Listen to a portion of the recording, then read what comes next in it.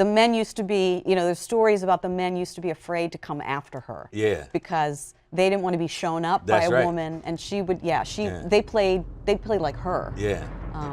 But she would get that. You play good for a woman. It's evident that he cares. What do you care about? Welcome to the Rock Newman Show. It's the Rock Newman Show. The Minister of Wellness Ministries and Rock Newman Show 2.0 present free community health fair and seminar Saturday, March 18th, 2023 at Union Temple Baptist Church, Washington, D.C. RSVP before we reach capacity, dmvhealthfair.eventbrite.com, or click the link in the description box. If you can't make it in person, no worries. You can purchase the live stream link by visiting theministerofwellness.com under healing services, or once again, just click that link in the description box. Calling all potential vendors, sponsors, or volunteers, please submit a contact form via theministerofwellness.com or call 888-847-8026. That's 888-847-8026. It's high time for a health revolution. Take us into the life of this yet to be appreciated and unrecognized legend. So she was born in a little town called Cotton Plant, Arkansas, in 1915. Her parents split up when she was little. She was raised, this is important, she was raised in the Church of God in Christ. And so she came up at a time and in a church where she was encouraged to use her musical gift because her community understood it as a gift. She was encouraged to use that, to develop it, and to express herself not just on like a piano, although she played piano, but also on a guitar. And her mother was a mandolin player, and mother and daughter moved to Chicago, so they're part of that great migration in the 20s, moved to Chicago, and so from a very early age, she became kind of a star, a celebrity in her church. She was part of a prominent Church of God, 40th Street Church of God in Christ in Chicago. And mother and daughter went on the road. So she developed her style.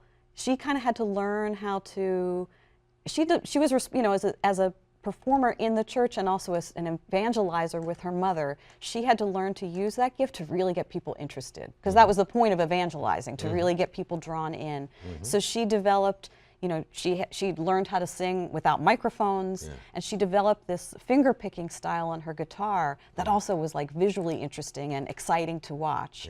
And that was the beginning of her development until she found herself in New York, not really found herself, until she made a decision to move to New York City and then started appearing on stages. Life magazine ran a picture of her that said she was a swinger of spirituals, that she would play Saturday night and also Sunday morning. So she was a little bit of a controversial figure for straddling. And we know a lot of people do that straddling, but she was really the first person to bring gospel music, which was still new in the 30s, to bring gospel music to a wider audience outside the church and also on recordings. So she was really, even before Mahalia Jackson, who outshined her and they were friends, who became more famous than she was like gospel's first superstar. And then, eventually, I argue in the book, although it's, we could play the game about who invented this or whatever, but I think there's a strong claim to be made that, the energy, a lot of you can see this in her performance, the energy of rock and roll, it's extroverted, the loudness of it, the style of it, that all of that was being deeply influenced by what was going on in particularly Pentecostal churches. And she was someone who was so effervescent. And had, again, I'm going to say that larger than life personality, where you don't get the sense at all that she's apologizing for anything.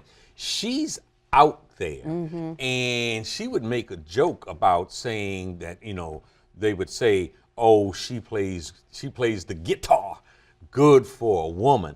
And she would be like, yeah, for a woman, let me show you. And then go on, to just set the places on fire. The men used to be, there's stories about the men used to be afraid to come after her. Because they didn't want to be shown up by a woman. And she would, they played like her. Yeah. But she would get that. You play good for a woman. Yeah, and you and I can't imagine that this wasn't something that she where she wanted to put her stamp. Where you see old videos of men choirs backing her up, and her just out there doing her thing, and they're all supporting her.